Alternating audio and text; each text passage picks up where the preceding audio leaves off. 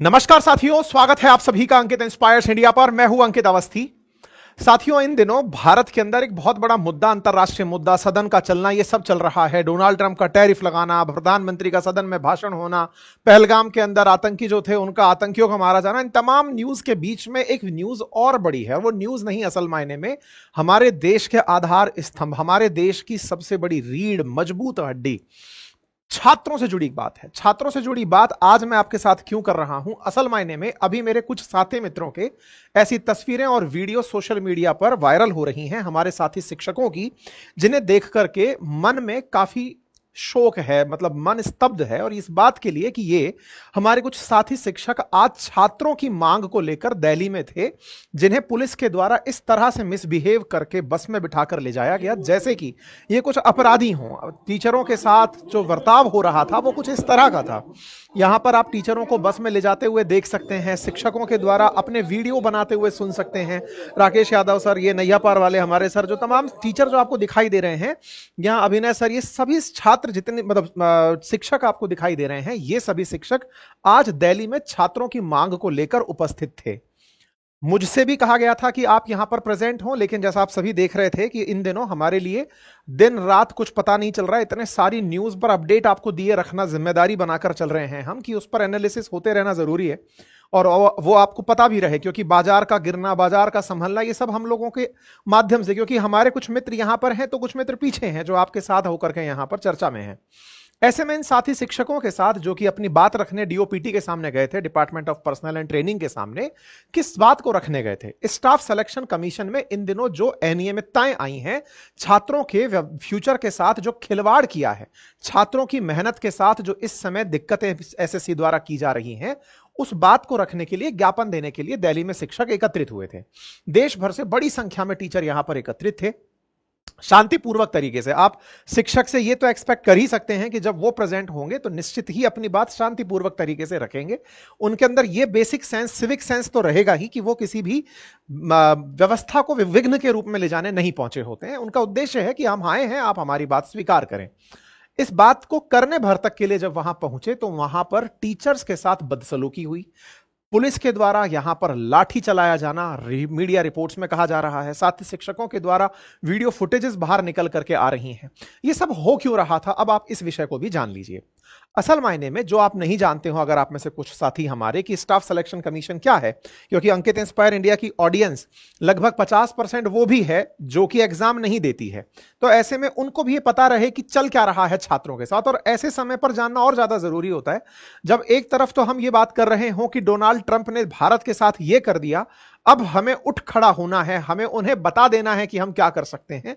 लेकिन हमारे ही छात्र, हमारे ही युवा, हमारे देश की जो कर्णधार हैं, अगर वो खुद पीड़ित हैं, तो उधर से वो लोग मारे और इधर से हमारे छात्र प्रताड़ित हो रहे हो, तो उनका भी जिम्मेदार पहचानना जरूरी है।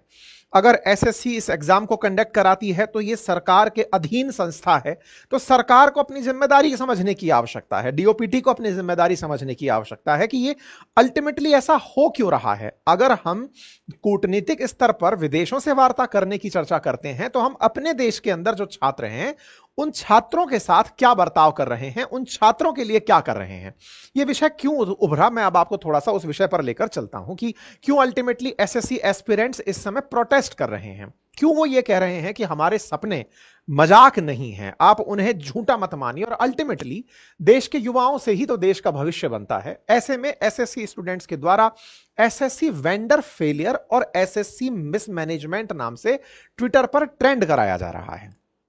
हो क्या रहा है? स्टाफ सिलेक्शन कमीशन नाम से देश के अंदर एक संस्था है, एक सरकारी सिस्टम है जो कि विद्यार्थियों के लिए परीक्षा आयोजित कराता है।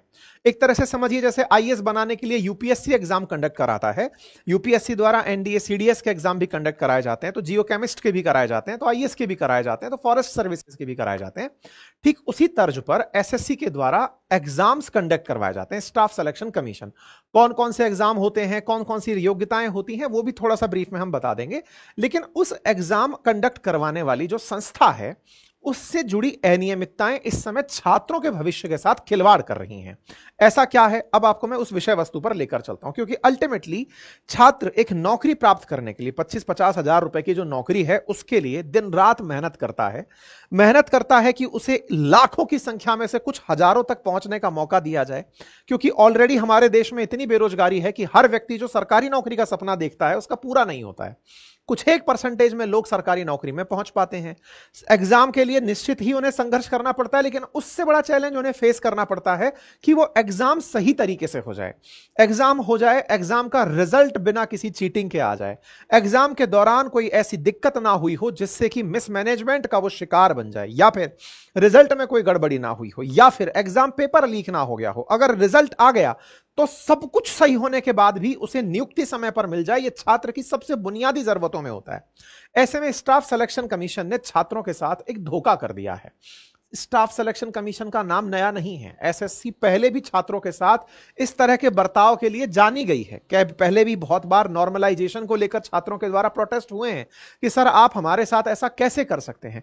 फेयर एग्जाम छात्रों की हमेशा मांग रही है। छात्रों ने कभी शायद ही इस विषय पर मांग उठाई हो कि हमारे लिए जितने लोग हम एग्जाम में बैठ रहे हैं उतनी ही सीटें कर दें। वो इस देश पर यह विश्वास रखते हैं कि हमारे देश की आर्थिक स्थिति जब अच्छी होगी तो निश्चित ही हमारे पास बेरोजगारी नहीं होगी। लेकिन आज जब हम बेरोजगार हैं, हम चाहते हैं कि आप हमें हमारी योग्यता के आधार पर हमें पद दे दीजिए। उस समय आपको पद देने में केवल एक एग्जाम फेयर करवाने की आपसे अपेक्षा की जाती है। दिन रात बच्चे मेहनत करते हैं। इसमें एक पक्ष और आएगा, क्योंकि यहां तक जो लोग सुन चुके हैं और जो लोग एग्जाम लिखते नहीं हैं उनके दिमाग में एक बेसिक पक्ष यह आएगा, छात्रों के लिए जो शिक्षक संघर्ष में है वो केवल हीरो बनने के लिए ये काम कर रहे होंगे, उनकी महत्वाकांक्षाएं होंगी कि उनकी कोचिंगें चल जाएं। देखिए ऐसा है, किसी ना किसी को तो इस बात को लेकर आगे निकलना था। विचार कीजिए, लाखों की संख्या में छात्र परीक्षा देते हैं। अगर वो लाखों छात्र शिक्षकों के आह्वान पर यहां आ जाते, और देखिए देश के अंदर शिक्षक बड़ी बड़ी भूमिकाओं में रहे हैं, शिक्षकों ने राष्ट्र निर्माण के लिए छात्रों को दिशा दी है। अगर कोई ये ब्लेम दे करके कि फलानी राजनीतिक महत्वाकांक्षा के चलते उस टीचर के द्वारा शिक्षकों को सरकार के खिलाफ भड़काया गया, या फिर कोई ये ब्लेम गेम चल दे कि साहब छात्रों के साथ में ये कोचिंग संस्थान इसलिए काम कर रहे हैं क्योंकि अल्टीमेटली छात्रों को पढ़ा करके ये अपना बिजनेस बड़ा करना चाहते हैं। देखिए पहली बात तो जो बिजनेस बड़ा करने की है उस पर पहले चर्चा हो जाए, क्योंकि बाद में फिर बायसेस की चर्चा होगी, छात्रों के मुद्दे बाद में होंगे। लेकिन अब तक जो वीडियो सुनते सुनते दिमाग में वीडियो के साथ जो प्रश्न खड़े हो गए उनकी बात समझ लेते हैं। शिक्षक जो भी आपको पढ़ाते हुए दिख रहे हैं वो फेयर टैक्सेशन में आते हैं। उन्होंने पूरी तरह से अपने कोचिंग से कमाए पैसे पर सरकार को भर भर कर पैसा कमाया है, पैसा दिया है। और ऐसे में अगर आप यह कहते हैं कि शिक्षक ही जिम्मेदार है इन सब का, तो सरकार आप स्वयं भी शिक्षक से पैसा वसूलती हैं। आप भी जिम्मेदारी समझें कि वो शिक्षक आपके लिए ही एक तरह से पैसे का सोर्स है। तो नंबर एक, वो कोई अपराध नहीं कर रहा है। अपराध क्यों नहीं कर रहा है इस विषय को भी थोड़ा सा और समझ लिया जाए, क्योंकि अल्टीमेटली आपकी शिक्षा व्यवस्था में लूफोल थी, तब जाकर कोचिंग बनी। आज हमारे बैट्समैन, क्रिकेटर्स हो या फिर जो हमारे कितने भी बड़े बड़े प्लेयर्स हो, हर गेम के अंदर, बैडमिंटन हो, चेस हो, हर जगह कोच आपने लगे देखे हैं। हर तरह से फेयर टैलेंट को निखारने के लिए कोचिंग्स स्पोर्ट्स में देते हुए आपने लोगों को देखी है। यही कारण है कि शिक्षा व्यवस्था में कोचिंग एक पैरेलल इकोनॉमी बनकर खड़ी हो गई, जहां स्कूल कॉलेजेस के साथ कोचिंग साइड बाय साइड इनसे बड़ा भी स्थान प्राप्त कर ले गई। मैं कोचिंग सही है या गलत इस पर आपको तर्क वितर्क नहीं कर रहा हूं। तर्क सिर्फ इतना है कि कोचिंग का होना, अगर शिक्षा व्यवस्था सही रही होती, आपने फेयर एजुकेशन सिस्टम दिया होता, सब कुछ ही सही होता, तो कोचिंग क्यों ही एग्जिस्ट करती, और क्यों ही टीचर जो यहां पर टीचर आजकल पढ़ाई पढ़ा रहे हैं वो सब कुछ ना कुछ बढ़िया एग्जाम खुद पास करके बैठे हैं। आप लोग कह सकते हैं कि साहब वो तो लाखों कमाते हैं, तो आइए आप भी शिक्षक बन जाइए और कमाइए लाखों। इतना आसान नहीं है। हमारे देश के अंदर जहां नौकरी सरकारी पाना मुश्किल है, वहां पर इतने सारे छात्रों की एस्पिरेशन पर खरा उतरते हुए चुनिंदा टीचर्स तक पहुंचना भी एक चैलेंजिंग टास्क है। तो दूसरे के हाथ में कुल्हाड़ी देखकर यह ना समझे कि यह बहुत आसान काम है। तो पहले तो मैंने शिक्षकों के बारे में आपको यह जानकारी इसलिए दे दी क्योंकि आप में से बहुत सारे लोग 2-3 महत्वाकांक्षाएं और जोड़ देंगे कि सर इनकी राजनीतिक महत्वाकांक्षाएं हैं, इनके पास में छात्र हैं, छात्र आंदोलन करना चाहते हैं। देखिए राजनेता राजनीति ढंग से कर लें, शिक्षक को शिक्षण करने दें, यही अल्टीमेटली शिक्षक चाहता है। उन्हें चाहिए कि अच्छे से बच्चा पढ़ने को मिल जाए, हम पढ़ा के खुश हैं। रही बात राजनीति की, तो राजनीतिक मोर्चे पर जब वो उतरेंगे तो चोरी छुपे नहीं उतरना उनको, वो चौड़े दहाड़े उतरेंगे कि लो आ गए राजनीति में, ठीक है।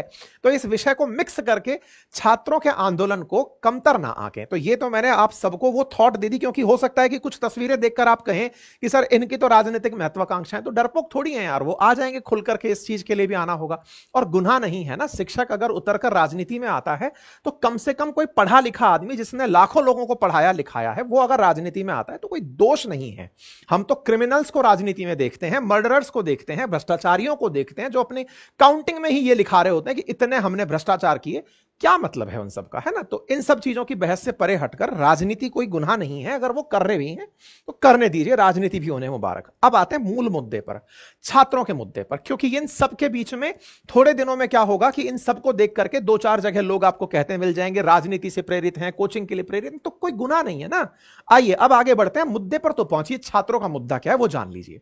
असल में हुआ क्या है कि हमारे जो एसएससी एस्पिरेंट्स हैं, जो छात्र हैं, वो परीक्षाएं देने के लिए आवेदन करते रहते हैं एसएससी के द्वारा। एसएससी कंबाइंड सीजीएल का एग्जाम, सीएचएसएल का एग्जाम, मल्टीटास्क, ये तमाम प्रकार के एग्जाम एसएससी के द्वारा लिए जाते हैं। अलग अलग एग्जाम की क्वालिफिकेशन, 12th पास, ग्रेजुएशन, इस तरीके से लिए जाते हैं।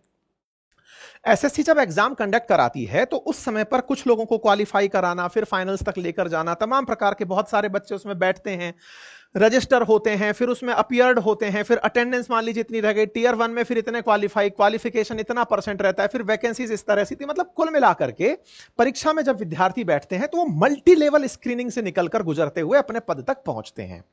ऐसी ही एक एसएससी की परीक्षा होनी थी फेज 13 के नाम पर। परीक्षा को आयोजित होना था 2423 पदों के लिए, और वो परीक्षा आयोजित होनी थी 23 जून से।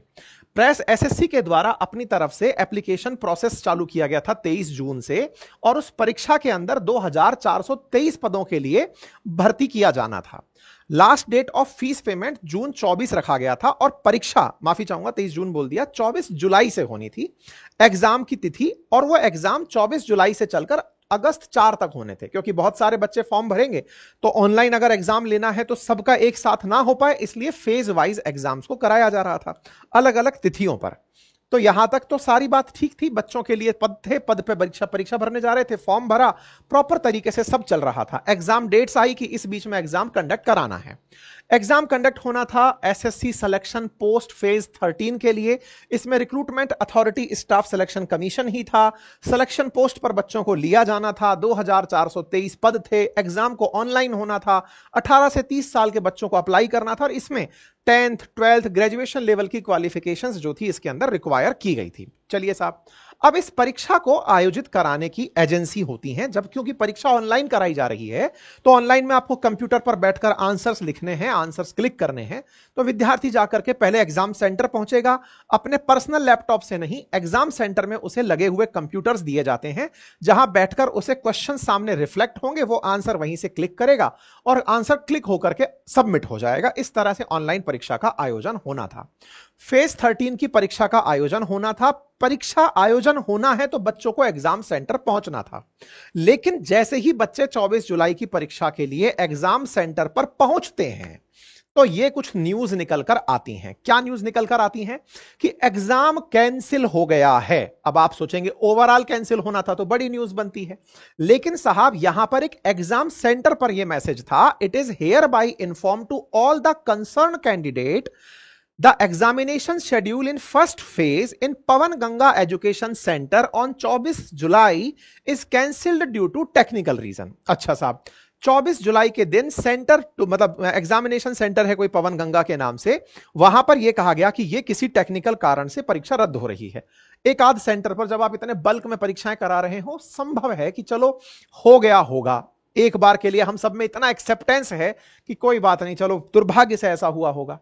लेकिन जब यह घटना मल्टीपल जगह देखी जाना शुरू हुई, कुछ इस तरह से फिर एक और नोटिस दिखाई दिया है जिसके अंदर दिखाया देता है कि यह कोई एडुकासा इंटरनेशनल हुबली के अंदर जगह है, जहां 24 तारीख के दिन फर्स्ट शिफ्ट का एग्जाम टेक्निकल कारण बताकर रद्द कर दिया गया। परीक्षा रद्द होने से छात्र परेशान होने लगे। परेशान छात्रों ने बातें निकालना शुरू किया। धीरे धीरे फिर एक नाम निकलकर पर से पवन गंगा बाहर आता है। वो कहता है कि 24 से लेकर 26 के बीच के सभी एग्जाम कैंसिल, सभी एग्जाम रद्द।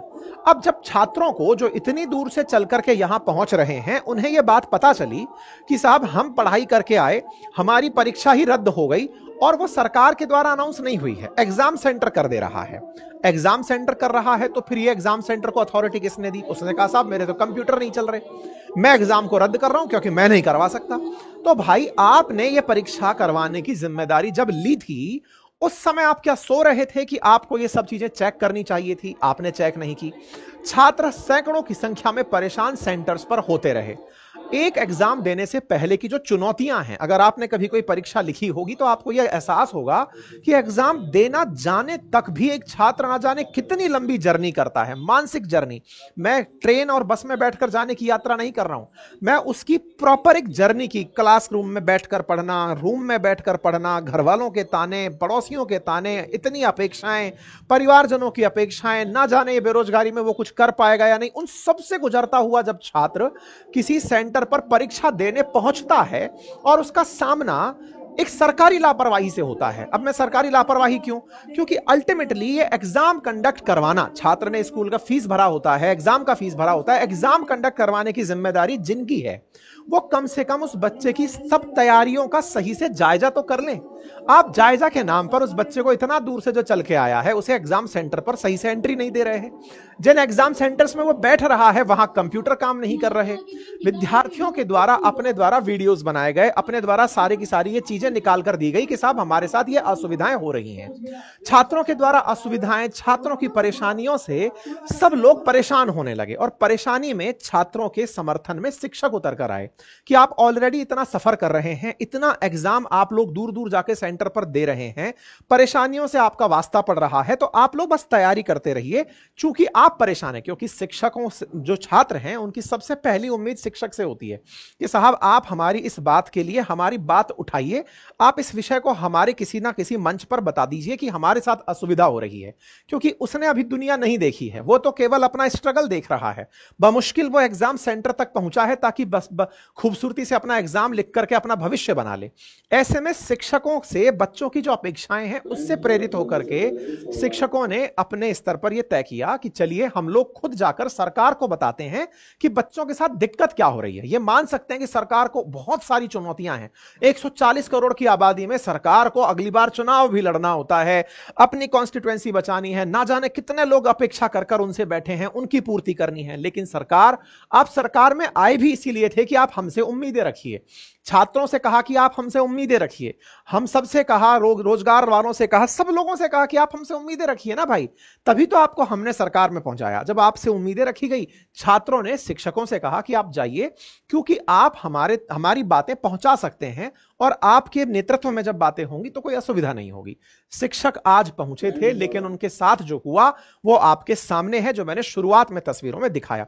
एक छात्र का वीडियो और बाहर आया जिसमें वो बच्चा कह रहा है कि मैं राजस्थान का रहने वाला हूं, अंडमान में सेंटर दे दिया गया। तो ऐसे में छात्रों ने अपने स्तर पर मांग उठाना शुरू किया, कहा कि भाई कहीं माउस नहीं चल रहा है, कहीं इन्विजिलेटर अपनी ही मस्ती में व्यस्त हो रहे हैं, सर्वर क्रैश हो जा रहा है, 500,000 किलोमीटर दूर परीक्षाएं हो रही हैं, कोई सिक्योरिटी चेक नहीं है, तो पेपर लीक क्यों ना हो, ये तमाम बातें बनती हैं। इसी को ध्यान में रखते हुए छात्रों ने मांग उठाना शुरू किया कि साहब एसएससी वालों कम से कम अपनी चीजों को तो सुधार लो। अब छात्रों के साथ साथ छात्र जो हैं वो इस विषय तक भी पहुंच गए कि ये सारी परेशानियां आ क्यों रही हैं। ये बिल्कुल देखिए, आज इंटेलिजेंट युग है, वो ये समझता है कि परेशानियां हैं तो परेशानी की जड़ तक पहुंचते हैं। बच्चे खुद परेशानियों की जड़ तक पहुंचे, शिक्षकों ने उनका साथ दिया, मार्गदर्शन दिया, उन तक पहुंचे तो यह जानकारी मिली कि इस बार जो एग्जाम कंडक्ट कराने वाली संस्था है वो टीसीएस नहीं है। अब आप पूछेंगे टीसीएस तो एक प्राइवेट संस्था है, बिल्कुल, लेकिन यह लंबे समय से बच्चों की ऑनलाइन परीक्षा आयोजित करा रही है। इस बार टीसीएस की जगह एडुकिटी नाम की एक और संस्था को काम दे दिया गया, क्योंकि सरकार जब एग्जाम कराती है तो ऑनलाइन लेवल पर एग्जाम कराना सरकार के लिए मुश्किल होता है, तो वो आउटसोर्स कर देती है कामों को। आउटसोर्स करने पर टीसीएस नाम की जो कंपनी है, टाटा कंसल्टेंसी, वो पहले एग्जाम कंडक्ट कराती थी, बड़ा फेयर तरीके से एग्जाम कराने का प्रयास करती थी। लेकिन इस बार एडुकेटी नाम की संस्था को यह टास्क दे दिया कि आप एग्जाम कंडक्ट करा लीजिए। अच्छा साहब, अब आप पूछेंगे कि इसमें क्या दिक्कत है। दिक्कत यह है कि एडुकेटी इस परीक्षा को सस्ते दाम पर करा रही थी। आप पूछेंगे अच्छा इसमें भी दिक्कत है, सरकार अगर सस्ते में करा ले तो दिक्कत, महंगे में करा ले तो दिक्कत। अब दिक्कत क्या है वो सुनिए। असल मायने में क्या है, आपको एग्जाम कंडक्ट कराना है तो इसके लिए सरकार के सामने आपको आवेदन देना पड़ता है कि साहब हम एग्जाम देना चाहते हैं, मतलब हम एग्जाम कराना चाहते हैं, तो आप हमें इस काम को करने की इजाजत दें। इसके लिए सरकार ने एक मॉडल बनाया हुआ है, that is quality cost based selection. इसके आधार पर बिडर्स को, यानी कि आपको लगता है कि टीसीएस की तरह आप काम कर सकते हैं तो आप जाके खड़े हो जाइए। तो एडुकेटी नाम की संस्था टीसीएस के सामने जाकर खड़ी हुई और उसने कहा कि मैं ये सारे एग्जाम 273 करोड़ रुपए लेकर करा दूंगा। वहीं टीसीएस ने कहा कि वो 450 करोड़ रुपए लेकर के ये काम करवाएगा। ये आपके सामने वो बिडिंग के कागज हैं जो 273 वर्सेस 487 वर्सेस 462 तीन संस्थाएं निकलकर आई। एडिक्विटी ने लगभग आधे दाम मांगे। सरकार ने कहा वाह ये तो बहुत अच्छी बात है, तुम आधे में ही काम कर रहे हो तो तुम हमारी उन शर्तों पर क्वालिटी कॉस्ट बेस्ड सिलेक्शन, मतलब क्वालिटी भी देखेंगे कीमत भी देखेंगे और उस आधार पर तुम्हारा सिलेक्शन करेंगे। तो एडुकेटी को सेलेक्ट कर लिया गया 273 करोड़ के लिए। अब ये क्यूएसबीएस मॉडल क्या है? असल मायने में जब भी किसी तरह से सरकार को टेंडरिंग करनी होती है तो कुछ ऑप्शंस लिए जाते हैं, जैसे क्यूएसबीएस मॉडल है, क्यूबीएस मॉडल है, एलसीएस मॉडल है, एफबीएस मॉडल है। ये तमाम वो मॉडल्स हैं जिनके माध्यम से एग्जाम कंडक्ट करवाया जाता है। एग्जाम कंडक्ट कराने के, माफी चाह रहा हूं, बिडिंग करवाई जाती है। उसमें कहीं पर कॉस्ट देखी जाती है, कहीं पर क्वालिटी देखी जाती है। क्यूबीएस मॉडल के अंदर क्वालिटी को फोकस किया जाता है, लेकिन चूंकि यहां पे क्यूसीबीएस मॉडल था, कॉस्ट भी देखनी थी, तो एडुकेटी को ले लिया। तो बोले सर इसमें तो कोई गलती नहीं करी। गलती क्या हुई अब वो सुनिए।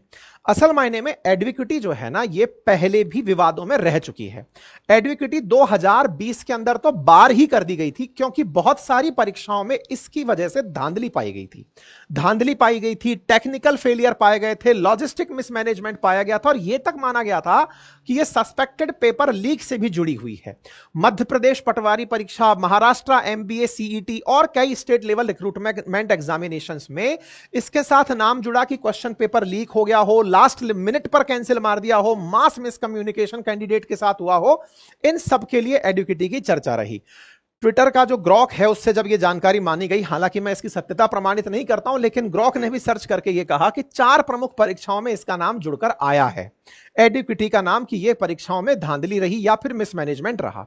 अब ऐसी संस्था जिसके बारे में दुनिया भर के बच्चों को पता है कि यह गलती कर रही है, उसे सिलेक्शन करने वाले क्यूसीबीएस मॉडल के तहत नहीं पहचान पा रहे कि इसकी क्वालिटी पुअर है, तो केवल कॉस्ट पर जाने का फिर से दिमाग में टेंशन यह आता है कि कहीं ऐसा तो नहीं है कि यह आधे दामों में कराकर असल में पैसा कहीं और से कमा रहा हो। और से कहां? पेपर लीक करके पैसा कमाता हो, पेपर बेच करके, सेंटर बेच करके। कुछ ऐसा तो नहीं है कि सस्ते दामों पर लेकर के इसका कुछ और दुरुपयोग कर लिया जाए और इस तरह से एक और ही नेक्सस यहां पर पनप रहा हो। छात्रों ने डिमांड करी कि पहले तो इसका रद्द करो मामला, क्योंकि इसी के चलते मिसमैनेजमेंट उतर रहा है। चूंकि इसने एग्जाम सेंटर्स को उठा उठाकर 500 किलोमीटर, 1000 किलोमीटर दूर तक फेंक दिया है, ऐसे में एग्जाम सेंटर्स की दूरी हो, परीक्षा सेंटर पर हो रही परेशानियां हो, ना ही जहां पर जा रहे हैं वहां पर प्रॉपर इंफ्रास्ट्रक्चर हो, ये सारी चीजें छात्रों के भविष्य के साथ खिलवाड़ थी। इसी के चलते छात्रों ने मांग रखी एसएससी से कि पहले तो एडुकेटी को आप बैन करिए, एग्जाम कैलेंडर बिल्कुल यूपीएससी की तर्ज पर बनाइए, अलग अलग दिन परीक्षा कराते हो तो नॉर्मलाइजेशन की प्रक्रिया को पारदर्शी बनाइए, एग्जाम को लेकर के एग्जाम क्वालिफिकेशन के हिसाब से पेपर बनाइए, कुछ भी मत उठा लीजिए। अभ्यर्थियों की नियुक्ति भर्ती परीक्षा आने से पहले हो जानी चाहिए। यह नहीं पता चल रहा है कि नौकरी हो, सिलेक्शन तो पा गए, अब रोजगार आपको पता नहीं कब मिलेगा। वेटिंग लिस्ट हर परीक्षा की जारी हो। छात्रों ने अपनी तरीके से प्रॉपर एक डिमांड रखी, टीचरों ने उसे कंपाइल किया और डिमांड रखनी, और इन्हीं के चलते आज वो एकत्रित हुए थे। लेकिन उनके साथ जो हुआ वो तस्वीरों के माध्यम से आपके सामने है। कुल मिलाकर जब हम राष्ट्र निर्माण की बात कर रहे हो, अंतरराष्ट्रीय स्तरों पर जब यह कह रहे हो कि भारत को ग्रेट बनना होगा, तो साहब आप केवल बयानों से ग्रेट नहीं बन सकते। आपको देश के अंदर जितने भी वर्ग हैं, चाहे वो किसान हो, चाहे वो छात्र हो, चाहे वो व्यापारी हो, चाहे वो कर्मचारी हो, आपको उनके हितों का ख्याल रखते हुए चलना होगा, क्योंकि ईंट ईंट से ही महल खड़ा होता है, बूंद बूंद से घड़ा भरता है। ये सब चीजें हमें जानते हुए राष्ट्र निर्माण करना होगा। होगा। मेरी सरकार से और सरकार के जितने भी हित धारक हैं उन सबसे गुजारिश है कि ऐसा दुर्व्यवहार शिक्षकों के साथ सदा ही अनुचित है और अनुचित रहा है। नंबर दूसरा, कृपया करके छात्रों के भविष्य के साथ फिर से ऐसी लापरवाही ना हो। सरकार इस शुचिता की तरफ पूर्णता से ध्यान दे। हम सभी शिक्षकों की आप सबसे यही गुजारिश रहेगी। बहुत बहुत धन्यवाद। और जो साथी शिक्षक इस पूरे कार्य में हैं, मैं आप सबके साथ वहां पर प्रेजेंट नहीं हो पाया, लेकिन आपके साथ यहां पर प्रेजेंट होकर आपकी बातें जो छात्रों से संबंधित रही हैं, मैं अपने मंच से अगर कहीं तक पहुंचा सकता हूं तो मुझे आप इसका अपना सहयोगी मान करके मुझे यह अवसर अवश्य दें। बहुत बहुत धन्यवाद।